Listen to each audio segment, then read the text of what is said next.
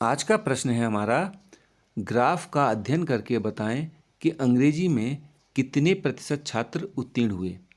फिर आगे लिख रहा है ये 40 छात्रों की एक कक्षा में विभिन्न विषयों में उत्तीर्ण छात्रों की संख्या। अब देखिए उत्तीर्ण छात्रों की संख्या कितनी कह रहा है, 40। अब ये जो हमारा वर्ग अंतराल है बच्चों, इसको हम वर्ग अंतराल बोलते हैं, ठीक है, इसको वर्ग अंतराल बोलते हैं। और एक अंतर पर जो है इसने जो है कुल छात्रों को दर्शा रखा है। और कितने अंतर पर है, 10, 20, 30, 40, 10-10 के अंतर पर। अगर आप बीच में ध्यान से देखोगे, एक इसने बीच में ये रेखा जो डाल रखी है, ये अंतर कर रही है 5 का बच्चों, ध्यान रखना है। तो हम इसको संख्याओं को पढ़ेंगे कैसे, ये 0 पढ़ेंगे, इसको फिर 5 पढ़ेंगे, फिर इसको 10, इसको 15, इसको 20, 25, 30, 35 और ये 40। इस तरीके से हम इसको पढ़ेंगे। क्लियर है यहाँ तक। अब आगे बढ़ते हैं। दूसरा हमें ये जो विषय दे रखे हैं, संस्कृत, गणित, विज्ञान, अंग्रेजी, सामाजिक विज्ञान, ये हमें जो 5 विषय दे रखे हैं, इसमें कितने बच्चे उत्तीर्ण हो रहे हैं। अब ये देखिए, इसको भी आपको पढ़ना आना चाहिए। ये जो संस्कृत विषय है, इसमें यहाँ तक कितने बच्चे उत्तीर्ण हो रहे हैं, तो आप इसको ऐसे लाएंगे और ये एरो कहाँ पर कट खत्म हो रहा है, यहाँ पर। तो ये 20 बच्चे हमारे किसमें उत्तीर्ण हुए हैं, संस्कृत में।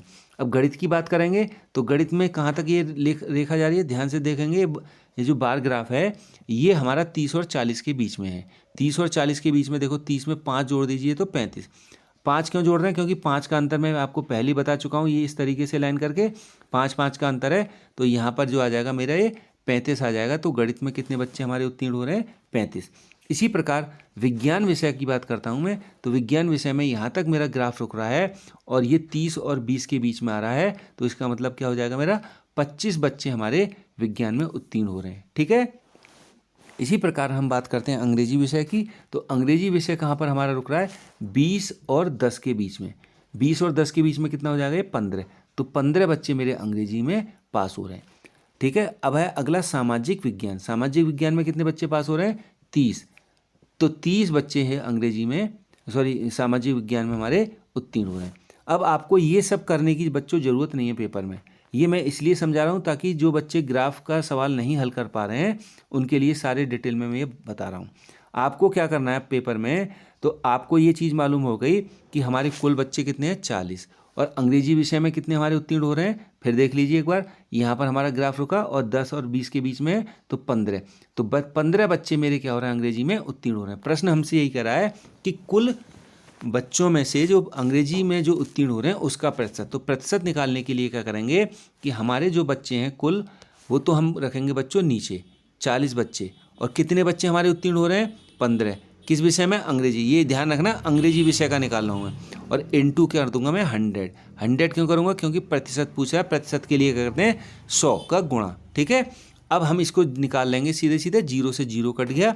अब 4 से हम सीधे कोई संख्या नहीं कटी है, तो 2 बार ही कट गई, और 2 से 2 पंजे 10, काटना आता ही होगा।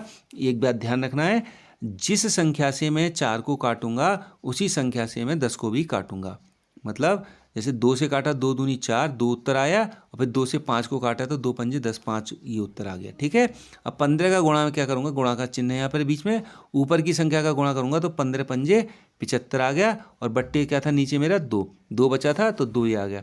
अब 2 से मैं जब 75 को काटूंगा तो मेरा उत्तर आएगा बच्चों 37.5, जो कि विकल्प मेरा बी सही होगा, यानी 2 नंबर सही होगा। तो इस तरीके से ये सवाल हल होगा, ठीक है। तो थैंक यू फॉर वॉचिंग।